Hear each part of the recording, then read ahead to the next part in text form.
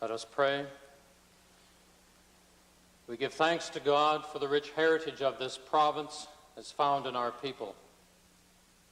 We pray that native-born Albertans and those who have come from other places may continue to work together to preserve and enlarge the precious heritage called Alberta. Amen.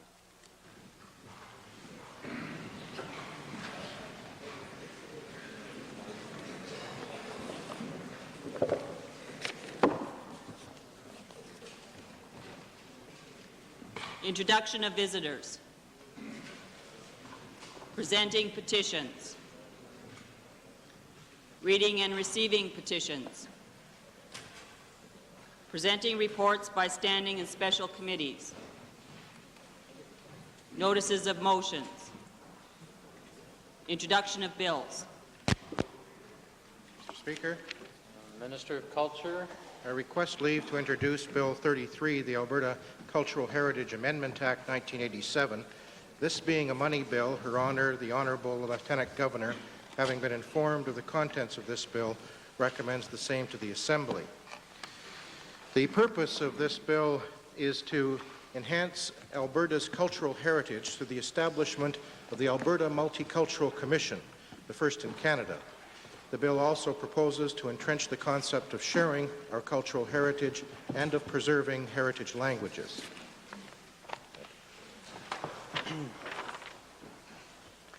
The Honourable Minister of Culture has moved for first reading Bill number 33, Alberta Cultural Heritage Amendment Act 1987. All those willing to give first reading, please say aye. Aye.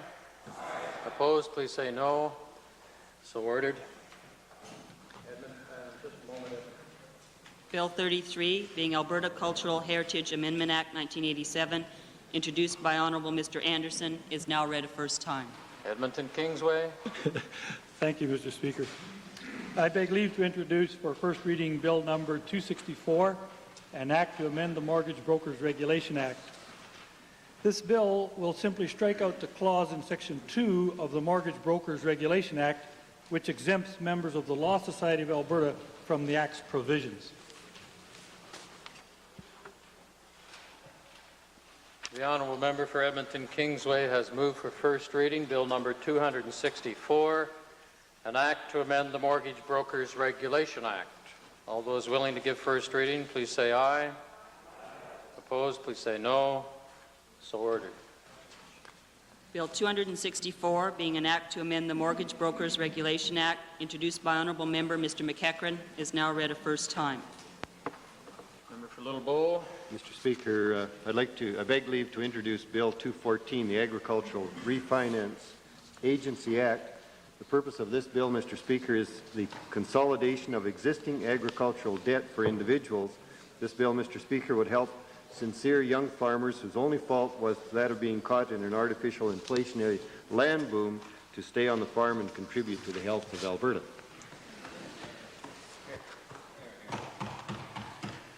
The honourable member for Little Bow has moved first reading of Bill 214, Agricultural Refinance Agency Act. All those in favour, please say aye. Aye. Those opposed, please say no. So ordered for first reading. Bill 214, being Agricultural Refinance Agency Act, introduced by Honourable Member Mr. Speaker, is now read a first time. Tabling returns and reports. Member for Westlock Sturgeon. Mr. Speaker, I beg leave to file 3 copies of the Liberal Caucus discussion paper on constitutional reform entitled Broadening the Agenda, which we released earlier today. She's right behind you.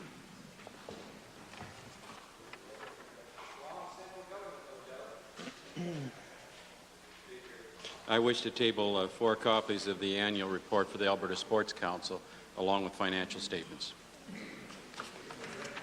The Minister of Social Services. Mr. Speaker, I'm filing a response to question 132, 1986.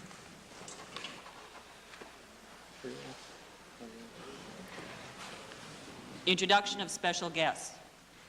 Minister of Culture.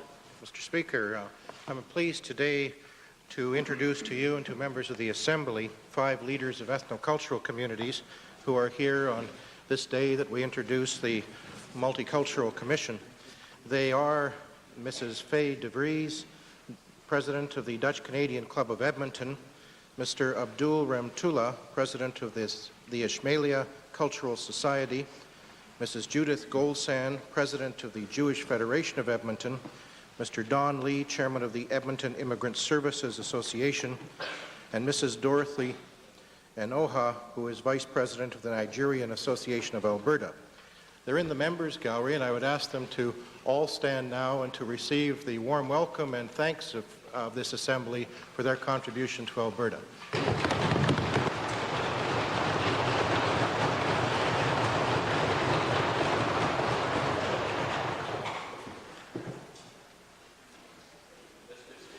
Thank you. Redwater Andrew. To you and through you to the rest of the Assembly, the President and 4 directors of the Smoky Lake Alfalfa Processors Plant, Mr. George Kozub, Mr. Steve Kuzik, Mr. Roy Manzuk, Mr. George Galich, and Mr. Mitro Topolnitsky. And also, Mr. Speaker, I'd like to introduce to you and through you 4 constituents from the Andrew area, Mr. and Mrs. Walter Forst, and their 2 daughters, Carolyn and Connie. They are seated in the public and members gallery. I'd ask them to rise and receive the warm welcome of the House.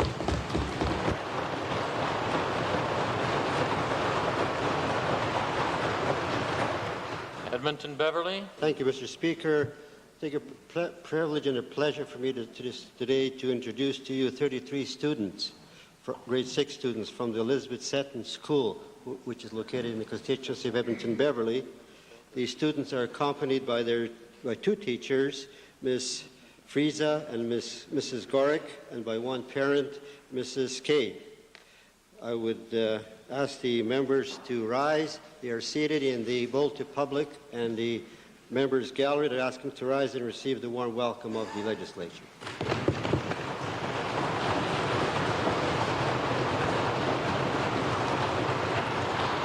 St. Paul. Mr. Speaker, it gives me great pleasure to introduce to you and members of this Assembly 36 grade 6 students from Glenhaven School in the St. Paul constituency. They are accompanied by 1 teacher, Mrs. Gloria Zakiewski, 3 parents, Mrs. Janice Zeroni, Mrs. Dolores Girard, Mrs. Joy Gordon. They are here to watch democracy in action. They are seated in the members gallery. I would like them now to rise and receive the traditional welcome of this Assembly.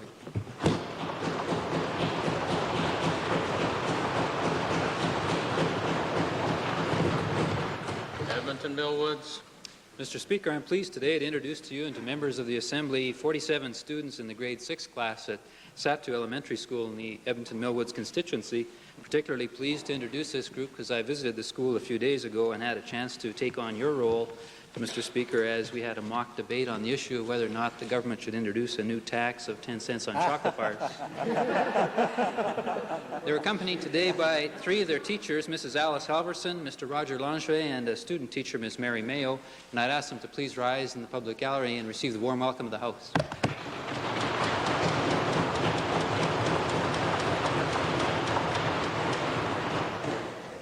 Edmonton Glengarry. Thank you, Mr. Speaker. I would like to introduce to you and through you to members of the Assembly Mr. Randy Lawrence from the Hinton area, who's on the steering committee of the Coalition for Forest Spray Alternatives. I would like him to rise in the public gallery and receive the warm welcome of the Assembly.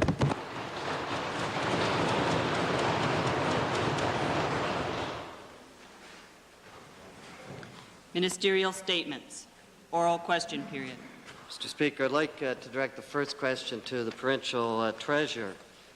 Mr. Speaker, on April the 2nd, the Cabinet quietly amended the property tax reduction regulations to confiscate the homeowner benefit from thousands of mobile homeowners and owners of modest homes. The minimum benefit, which had been relied upon by thousands of working people, has been eliminated, resulting in doubling and tripling of property taxes payable by many people. Will the Treasurer advise the Assembly why he neglected to mention this regressive tax in the budget?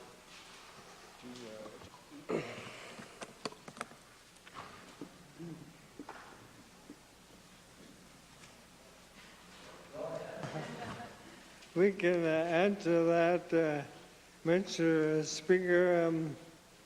The average benefit was about $80,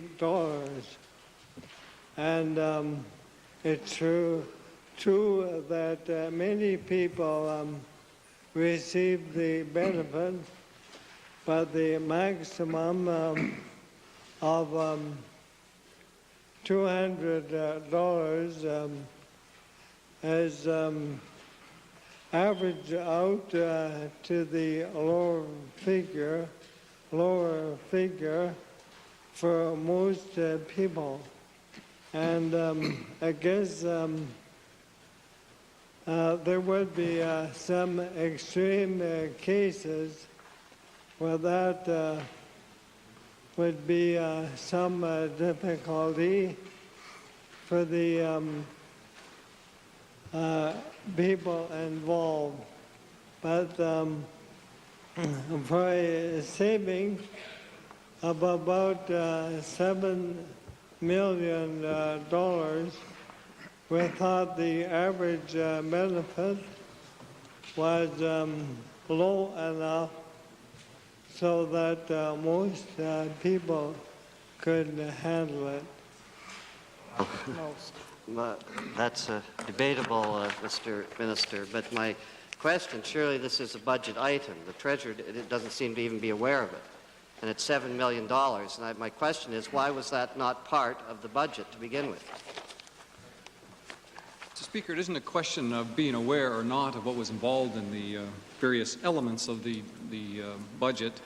What it does reflect, Mr. Speaker, is the way in which this government has formed its budget process, in that we accept the lead and the direction by the ministers who are involved, and in cooperation with the environmental groups that they serve, they set the priorities accordingly. And we have to do that, Mr. Speaker, in the context of limited resources this year, and that is why, in this case, that was one of the items that had to be judiciously weighed and consideration given for another option in terms of that expenditure program. And that's how it emerged. It isn't that we didn't know about it, Mr. Speaker. It's just that you just found out about it from the member across the way now, and he has ample time, Mr. Speaker, to raise it during the debates on the budget, which are still ongoing as far as I know, and it'll be a great chance for him to explore it and develop his own alternatives as to how it could be handled. That's how it happens, Mr. Speaker. I'm glad to give him a refreshing briefing as to how the process works on this side of the House. Part of the budget, is it, Piff? We love getting a briefing about how they do their budget. There's no doubt about this. This was done on April the 2nd. Back door. On a back door. Is that the way the budget process works? That's interesting to know. Thanks for the refresher course. But my question is, my question to continue about the tax itself is that the homeowner benefit under the property tax reduction plan previously guaranteed minimum benefits of $200 for persons under the age 65, regardless of how modest a person's home with. And the point about that is people with lavish homes receive the full benefits. My question is to the Minister of Municipal Affairs, will he explain why the Cabinet now wants to continue giving the full benefit to the well-to-do, regardless of the cost, and take it away from those such as mobile homeowners whose homes are less expensive? How does this government justify these double standards? Well, Mr. Speaker, the plan is well known by all members, I'm sure, and the basic benefit under the property tax reduction program is the foundation plan levy is taken off. The calculation is the foundation plan is deducted from $1,000, and any excess is given as a credit in the first instance on the tax statement. So all Albertans share in the property tax reduction, and the $200 minimum benefit was preserved for seniors. And that is appropriate given the wide range of programs for seniors. Supplementary question, Mr. Speaker. I've always admired the Minister of Municipal Affairs' ability to skate around the question. Always admired that. But we want an answer to the question that I'm asking, not how it works. We know how it works, but the reality is that those who did not require the full benefit of the $200 grant for provincial taxes could apply the balance against municipal taxes. That's been taken away. It's affecting a lot of people on modest incomes. And my question very specifically is, why is it always the people who have modest incomes that this government always goes after to overdo their deficit because of their mismanagement? Why didn't they do it with the people that could afford it rather than this group? Yeah. Well, Mr. Speaker, I think I answered that too. The property tax reduction program applies to all homeowners, and the $200 benefit was a means of introducing a extra benefit under the program.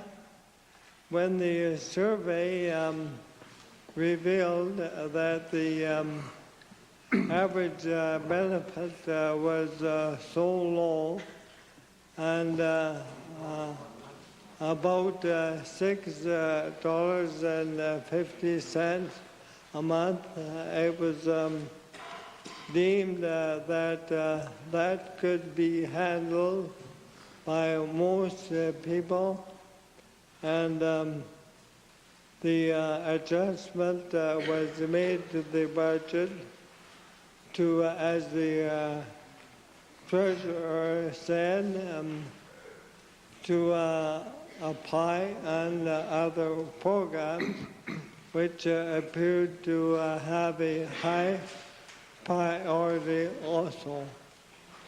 Supplementary, Westlock Sturgeon. Mr. Speaker, this supplementary to the Treasurer, Emily. Although the Minister of Municipal Affairs has done an admirable job of defending the indefensible, we see a pattern here when you look at it, this mobile home tax, the question of farm fuel subsidies being cut, the question of rental credits being put away, extra fees being charged in public schools, user fees to the handicapped.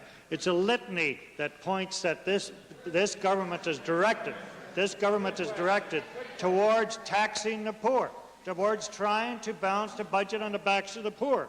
Now, how can you justify this type of taxation when we have a lottery fund occupied by the Honourable Minister from Calgary that's sitting there with $52 million, preening his feathers as he decides what to do with it, while you're sitting there taxing the poor of this province to budget.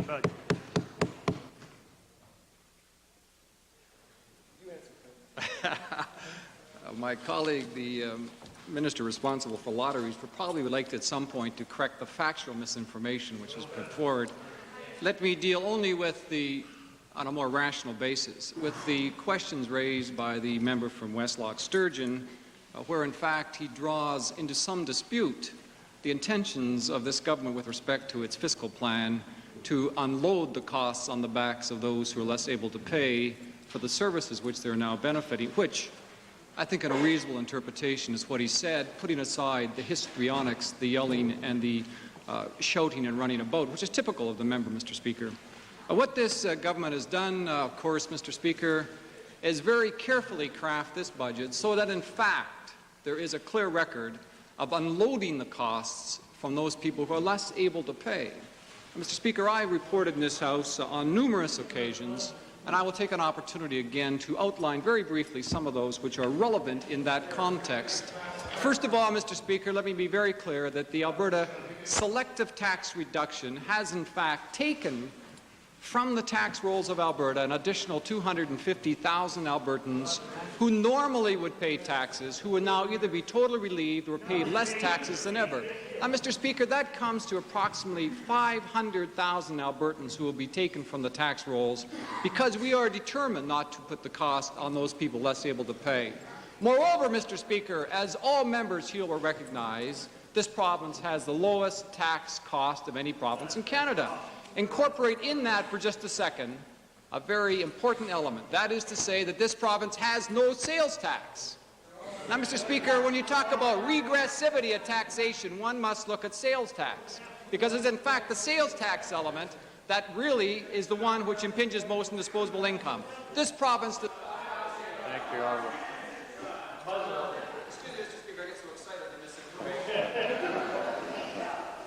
Chair recognizes the Leader of the Opposition for second main question. Mr. Speaker, I'd like to designate my second question to the member from St. Albert. Mr. Speaker, I'd like to address my question to the Minister of Labour regards the surprise, it is, regards the 13-month-old ongoing labour dispute involving Zeidler's forest products, which still remains unresolved. The Minister appointed a Disputes Inquiry Board on September 10, 1986 to review this dispute, and that board recommended settlement to both parties that contained no wage rollback for existing employees and some reductions for new hires. To the Minister, does the Minister support the recommendations of his Deputy Minister, Mr. Clint Mellors, who on January the 5th, 1987, revised the findings of the Disputes Inquiry Board and recommended to those employees that they take a $1.50 an hour wage rollback to make up for a Canadian softwood lumber tax of 15% that was imposed by his federal colleagues in Ottawa?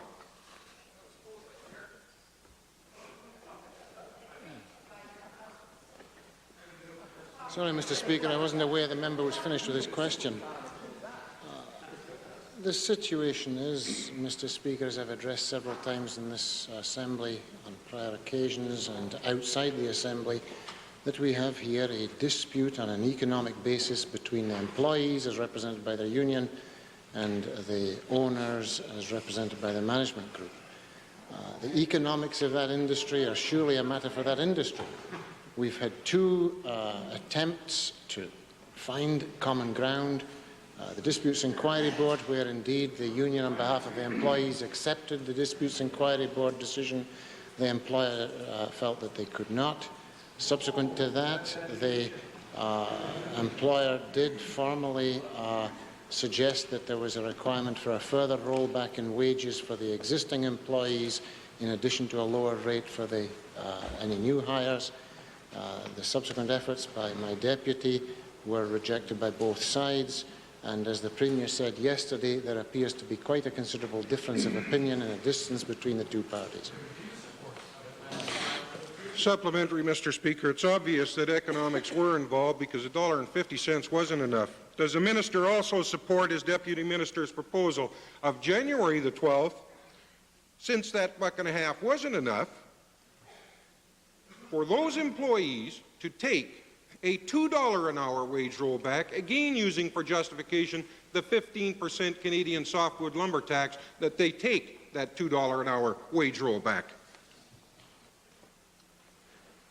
Mr. Speaker, I think I just answered the question in that in the attempts to find a middle ground, nobody has been successful thus far. I will be meeting with Mr. Campbell. He's now back in the province. And again, as the Premier has said, and I've said in the past, the chance of success is slight, but we will try. Supplementary, Mr. Speaker. It's obvious that a telephone call to a secretary isn't going to get the job done, so I suggest maybe you get in touch with Mr. Campbell to get it done. To the minister, can the minister explain to Albertans why the concerns of an employer who incidentally gives money to the Conservative Party, supports them financially, okay, why that employer is given priority over the interests of 100 working Albertans when it comes to that employer's concerns? Can the minister explain that to Albertans?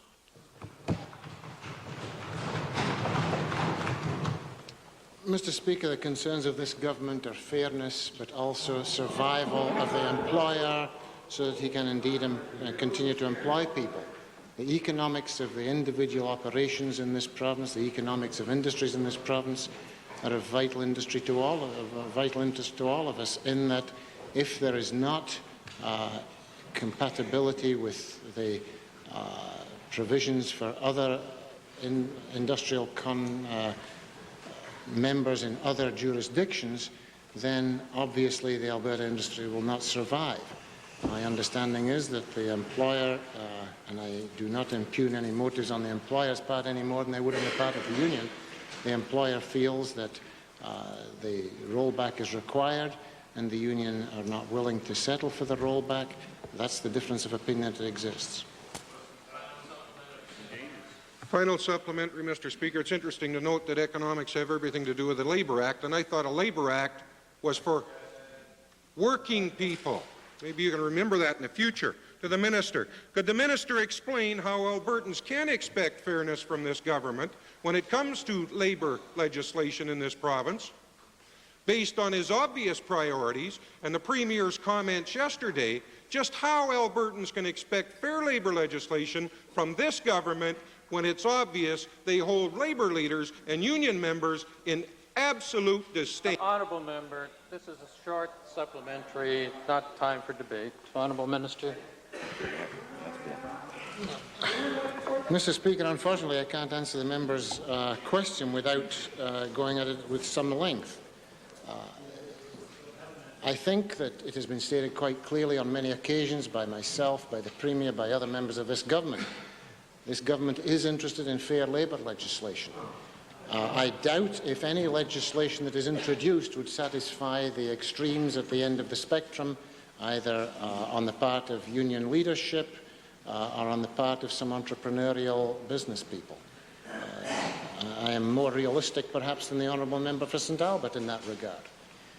If he would care to read thoroughly the final report of the Labour Legislation Review Committee, he will find there laid out extremely clearly what that committee recommended to the government. Those recommendations in many cases mirror the attitude of the government. It is crucial that attitudes in this province are the same as the interests of this government, fairness and equity. We will address that on behalf of all Albertans. I can assure the member that when he sees the legislation, if he cares to read it thoroughly, he will see that that is the intent of the legislation, but it is also the intent to recognise commonality of interest between employer and employee. If we can get both sides to recognise that commonality of interest, we will have a different environment in this province, perhaps not one to the liking of the honourable member. Member for Westlock Sturgeon, supplementary question. Yes, supplementary, Mr. Speaker, to the Minister of Labour. as he's seen by the questions and the accusations going back and forth about political donations, in order to make labor relations easier and better in the future. Is the minister considering at all, recommending in his report, that all donations from either unions or corporations to political parties be abolished?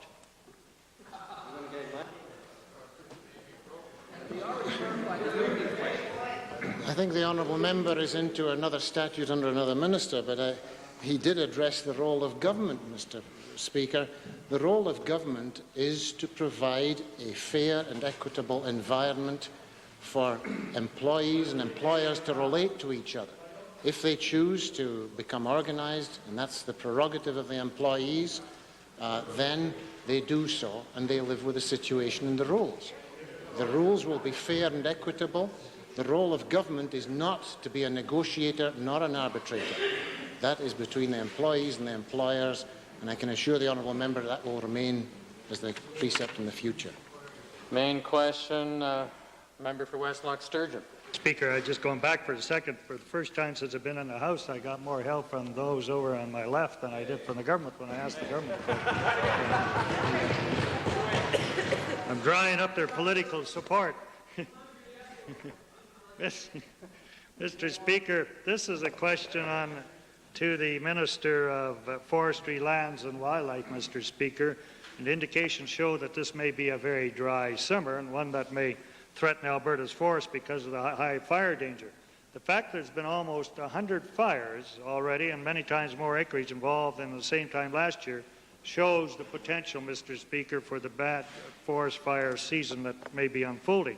Now, first question, despite the potential for a bad fire, the minister has reduced his budget for fire suppression by 42.8%. In calculating his needs this year, was the minister willing to gamble with Alberta's forests on this being a wet summer?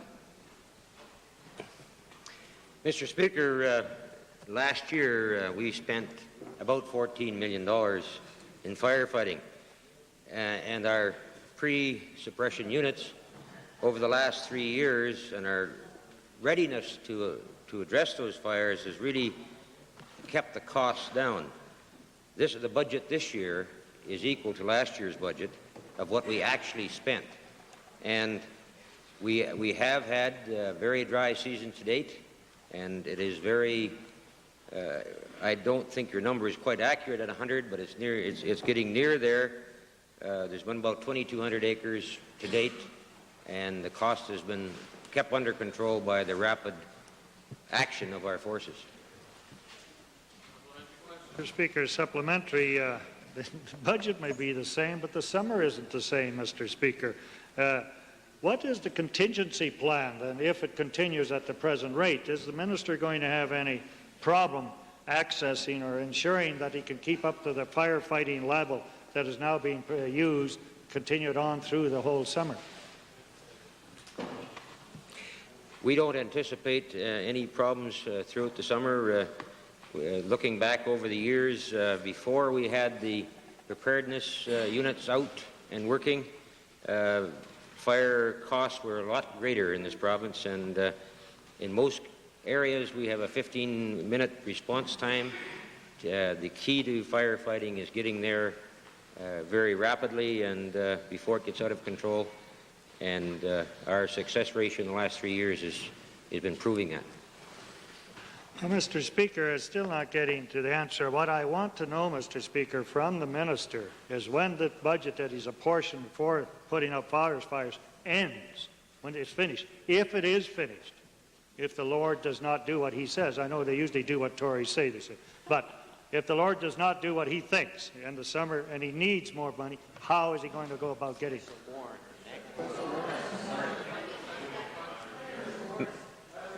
Mr. Speaker, when and if that eventuality comes about, I'm sure that after going to church on Sunday, I'll go to Cabinet on Wednesday and may get some assistance. Pardon? No, again. Final supplementary, Mr. Minister.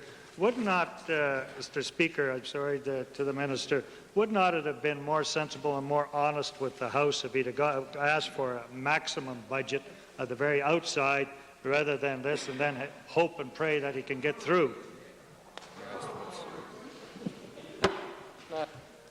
Mr. Speaker, we took our estimates up on Monday and had the opportunity to discuss them. We very definitely feel that the budgeted amount is adequate, and if the eventuality happens that we do have a bad season, as years gone by has proven, special warrants are available, and you've just added a new element, and I will continue to go to church every Sunday. This is supplementary, but not a hypothetical supplementary. Edmonton Glengarry. Not a hypothetical. No, not a hypothetical. Thank you, Mr. Speaker. I did bring this topic up during your estimates, and I'm just wondering, in view of the fact that it wasn't difficult to realize this was developing into a very dry spring, did the Minister consult with the Minister of Career Development to access funds to train and hire students through his budget for fire suppression this season? Each and every year, Mr. Speaker, we have alert crews trained throughout the province, and those crews come back to us on an annual basis throughout the province. Should the need arise for additional funding, I may be calling on my colleagues. If you've now identified another bunch of funds that maybe I could use besides going to church. Member for Little Bow, followed by the member for Edmonton Glengarry. Mr. Speaker, my question is to the Minister of Consumer and Corporate Affairs. A recent move by the Ontario Liberal government to freeze car insurance premiums and regulate the province's the profits earned by auto insurers raises concerns about the effect that this will have on some of our Alberta insurance rates. The President of the Royal Insurance Company of Canada has indicated as a result of this government initiative that little or none of the insurance industry profitability is coming from the auto insurance and certainly not from personal auto insurance in Ontario. Could the Minister indicate what research has been done with regards to this in Alberta and whether the Minister is able to determine whether that move by Ontario will have an effect on auto insurance rates here in Alberta? Mr. Speaker, we're quite flattered that Ontario is at least in part taking a leaf out of Alberta's history in introducing an auto insurance board. In Alberta, we have had such a board since something like 1971, and indeed it was introduced by the former social credit government, and it has worked very well since. It is a board that regulates and approves the auto insurance rates for that portion of the insurance that is mandatory in Alberta. And we think that this practice is one that is being viewed in other jurisdictions with some favor. Mr. Speaker, a supplementary question to the Minister, and it's with regards, relates to my first question. Has the Minister any indication that this move in Ontario, even though it's occurring, will have some effect in Alberta, and will the policy that is in effect in terms of our board be able to handle that kind of a rate increase? Yes, it will. The rates for automobile insurance in Ontario are almost double in the high-risk categories than they are in Alberta. And I might point out that the premiums that are charged in Alberta are rated and set according to the local market. And so the premium levels here have no direct connection with that which is charged in Ontario. The other point I think that the member is asking about is whether the profits of a company in one region of the country might impact on another region in the country, perhaps the implication being that a company might try to offset their profit pictures by increasing their profit picture in Alberta. I can assure the member that the Auto Insurance Board is there to ensure that the rates charged, the premium rates charged in Alberta are based on good reason and actuarial standards, and that sort of ploy would be discouraged, if not prevented.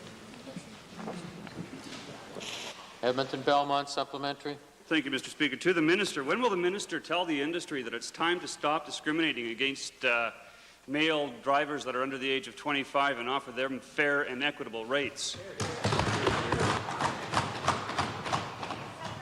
While that question is not quite germane to the leading questions on this subject, let me say that the Automobile Insurance Board is there to ensure that every classification of drivers and the rates that are charged for every classification properly reflect the claims experience and the loss experiences for that classification of driver, and that the board has advised me that it has no present intention of doing what the member so slavishly follows other jurisdictions in suggesting. Member for Edmonton Glengarry, followed by the member for Calgary Buffalo. Thank you, Mr. Speaker. For the Minister of Forestry, 1 year ago today in the Yellowhead riding during the election campaign, the Premier made statements which led many to believe that he had promised a moratorium on herbicide spraying in forest areas, and may explain why voters believe politicians will say almost anything to almost any group during an election. The moratorium that these people believed had been promised was only denied after the local MLA won a squeaker. So for the Minister, can the Minister confirm that his department has ordered large quantities of hexazinone and other herbicides from DuPont, and if so, can he explain the intended use of these products? Mr. Speaker, I take exception to that preamble. I don't think I want to stoop as low as my learned colleague from Glengarry just did, but I should point out the facts to him. Yes, we have. Our department has been using herbicides. We're proceeding very cautiously, but I think for the value to all members, we should put the problem into perspective. We manage some 39 million acres of land since 1982.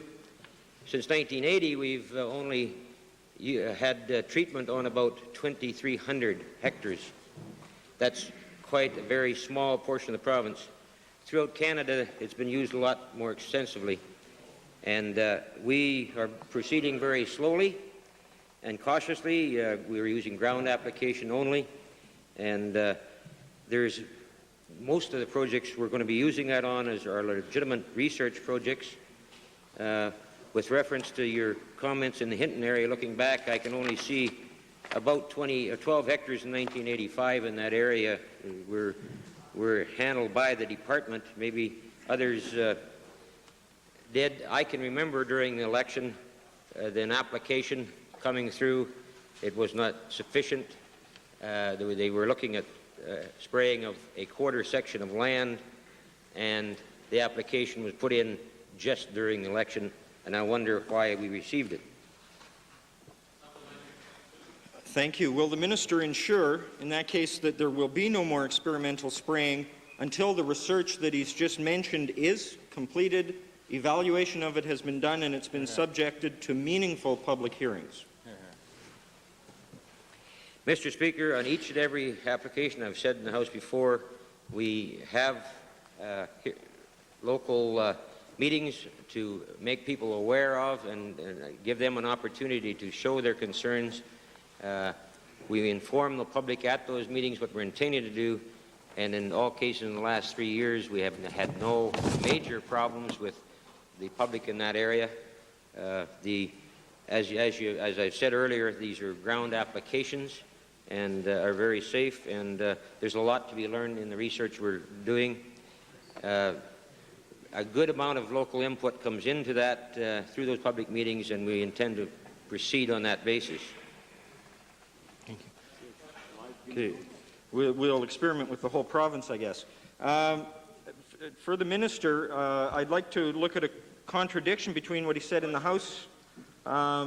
I'd like to establish it and have him explain the contradiction. He said ground application, as I said earlier, is the only method we're using, but an ad placed by his department asked for the tenders for the aerial spraying of nearly 1,450 acres in the Grand Prairie area, and I'm wondering if the Minister can inform us how many acres his department plans to spray or tender spraying of this year for any purpose with any chemical herbicide.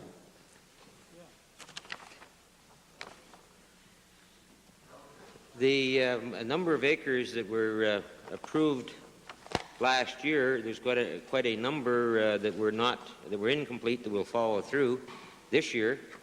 To date, this year, no new applications have been made to the Minister of Environment that have come through my office, and if you could give me some information on the ad you're talking about, it has not been brought to my attention, and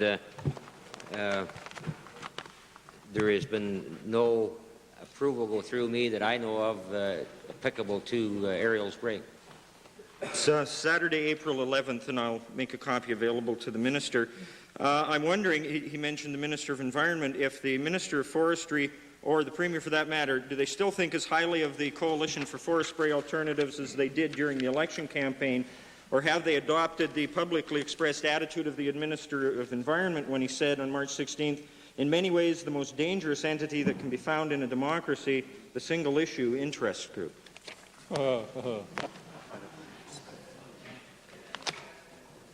Mr. Speaker, I think hypothetical questions deserve no consideration whatsoever, so I'll sit down.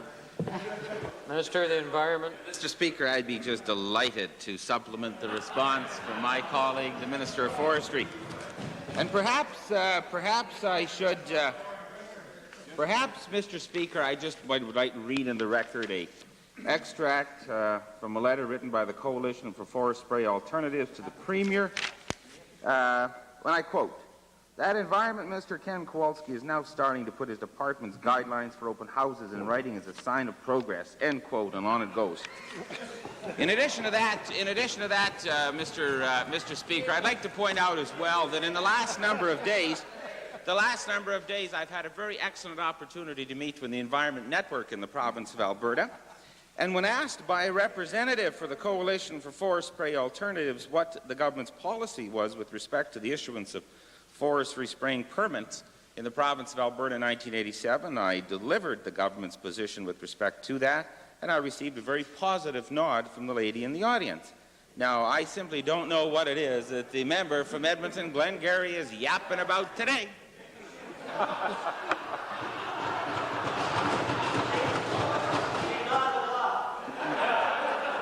Member for Clover Bar, followed by a member for Westlock Sturgeon. Mr. Speaker, a supplementary question to the Minister of Forestry. Can the Minister assure this Assembly that he feels that his department has done all studies necessary to make sure that there's no accumulation in the food chain from spraying of herbicides in these selected areas? I think my learned colleague from the Minister of Environment may want to supplement this. As we've said, these chemicals that we are using, farmers have been using them throughout this province for many, many years, and we use the same products that are approved by the Department of Agriculture for that spraying. They're very definitely safe, and we don't have any problem with them. Speaker, as I've been invited to supplement the response of my learned colleague, as I recall, the member from Clover Bar wanted to know about the policy of the government with respect to aerial spraying and spraying in the province of Alberta. And I think, Mr. Speaker, that if you would permit, I would like to outline the government's policy. As this is a matter of significant public importance, it has now been raised in the legislature of the province of Alberta. Mr. Speaker, I would like to outline to all of the individuals in the province of Alberta, those who had access to Hansard and the like, our 5-point policy with respect to forestry spraying in Alberta. The procedure is as follows, Mr. Speaker. Number 1, a preliminary review of all herbicide projects submitted to Alberta Forestry, Lands and Wildlife will be conducted by the Departments of the Environment and Forestry, Lands and Wildlife to ensure that these projects are necessary and can be conducted without undue risk to the environment or to our forestry, wildlife and fisheries resources. Proponents will also be requested. Thank you, Honourable Minister. That's a very important number 1. Perhaps some supplementaries will bring out the rest of it. Westlock Sturgeon, please. Mr. Speaker, I think it's wise that through you I'd like to inform the House as a geologist they have witnessed probably the only place in that time in history that you can find a volcano that erupts at least once a week over there. But if I may direct... Order, please, order. The chair interrupted the minister so we could get on with some more supplementary questions, and there's supplementary questions. We don't need to go through this kind of dialogue, because the chair needs to point out to the honourable member for Westlock Sturgeon that one of his colleagues is waiting in the wings. I have at least two others who would like to get into question period, and perhaps we could have now the succinct supplementary rapidly. Okay, Mr. Speaker, if you can assure me that only one minister will answer, I think we'll go more fast. But I would like to ask this minister, the minister in charge of forestry and development, is he aware, Mr. Minister, is he aware that TransAlta uses chemicals to kill vegetation underneath the power lines in the road allowances, on crown lands in this province, far in excess of the amount of acres that he sprays each year? And what is he going to do about that? Mr. Speaker, the practice the honoured member just mentioned has been carrying on for many, many years. It's used by counties, towns, MDs throughout this province. It's the same safe chemicals that Alberta agriculture that were approved by the Liberal government in Ottawa for many years. And I think we should allow the normal process to go ahead. And his learned friend, if you want to save the public of Edmonton, should stop his learned friend, the mayor of this city, from spraying mosquitoes, which is very much more detrimental to the health of Albertans. For Calgary, Buffalo, followed by the member for Edmonton Centre, if there is time. Thank Calgary, you. Thank you, Mr. Speaker. To the Minister of Education, I'm somewhat unhappy with the tone of the minister's answer to my question yesterday with respect to the impact of user and other fees on equal access to the school system. In effect, we seem to be getting extra billing in our schools. She seemed to be more interested in a legalistic interpretation of whether a school user fee comes within the definition of tuition fee, rather than the fundamental question of whether access to schooling was being denied, so that we're creating a two-class system of schooling. How is it that the minister can tell this House, as she did yesterday, that she does not accept the allegation that there are differences between those who can pay and those who cannot, when she has not in fact reviewed the situation and obviously hasn't been listening to Calgarians on this matter recently? So sensitive. Well, the honourable member from Calgary Buffalo is getting more sensitive with the passing days in this assembly. He raised some important questions yesterday, which I indicated to him I would follow up upon. And I will do so, but if he is suggesting that I not follow the statutes in this province, which suggest and which in fact confirm that school boards may not charge a tuition fee, but may in fact charge non-instructional fees, then perhaps he'd like to put that on the record. For the time being, I will follow what is in fact in statute, and that's what I am doing. These questions. And this is certainly different, and they have been different, Mr. Speaker. And I might add, if the present system were adequate, we wouldn't be looking at a new school act. The minister referred yesterday to provisions by school boards to allow for students who are unable to pay fees. Can the minister tell this House whether she has reviewed and has hard information and not just a hunch as to whether these mechanisms, which are in fact informal means tests applied by principals, are working fairly and not in a demeaning manner to parents and students? Well, Mr. Speaker, as I said yesterday in this House, there is no school board in this province of which I am aware that does not have in place a policy which will address the inability of some students to pay a fee for non-instructional items. If the member is aware of any of those, I, as Minister of Education, would want to know that. But on the second point, which I want to make very clear in this House, I happen to believe that the process of developing a system of education is one that isn't static, that we can always make improvements, and it is in that vein that this province is looking at and has consulted Albertans in an unprecedented way in developing a new school act. I happen to think it's a very important piece of legislation, one which all Albertans are looking forward to.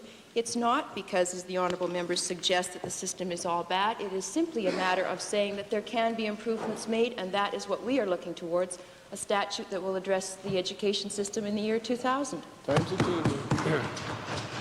you, Mr. Speaker. The issue is provincial responsibility, and yesterday the minister once again parroted her speech about local school board autonomy. And what I'm wondering about is whether the minister is denying any overall responsibility for the provincial government in education matters, and in the matter, if the matter of equal access in our schools is not a matter of provincial concern, what the heck is? Well, Mr. Speaker, the overall responsibility for education in this province does rest with the province. But I think it's very important to note that I take very seriously the partnership role given that overall responsibility of the province with school trustees, with teachers, with parents, with students, and it is in recognition of those roles that we are pursuing a new school act. Will the minister undertake to this House that there will in fact be a thorough review of the school user fee issue, and the question which will be asked is whether the user fees are affecting access to programs by lower income students, and not just, as she suggested yesterday, to determine whether the fee structure currently used fits within the definition of a tuition fee under the School Act. The Honourable Minister, time for question period has expired. Do we have unanimous consent for this line of questioning to continue? All those in favour, please say aye. Aye. Opposed, please say no. Honourable Minister. Mr. Speaker, I will follow up on any of the specific requests which the honourable member has made, and I've told him that privately, and I am telling it in this assembly to him. However, I will not be questioning the authority of school boards to operate within the current legislative provisions, and if he is suggesting that, then I will not. I will, however, look at those tuition fees if there are certain ones which he thinks are improper and shouldn't be levied by the Calgary School Board. I would be very happy to follow up on those at his request. Member for Edmonton Avonmore. Mr. Speaker, to the Minister of Education, I'm wondering if she has had school boards and school principals determine whether or not children and parents decide or choose to have children exempt from certain classes because of the user fees that are involved in those classes. That's the same question that I was asked in the first instance, Mr. Speaker, and the answer is that school boards are not allowed to charge tuition fees in this province. Tuition fee means that the school board is preventing access to a basic education program, and that is not allowed because basic education is a universal system within our province. What school boards are allowed to charge is a fee for non-instructional purposes. And as I've said, if the honourable members have specific questions with respect to the appropriateness of certain fees, I would be very happy and pleased to follow up on them for them. Orders of the day. Might we revert briefly to introduction of special guests?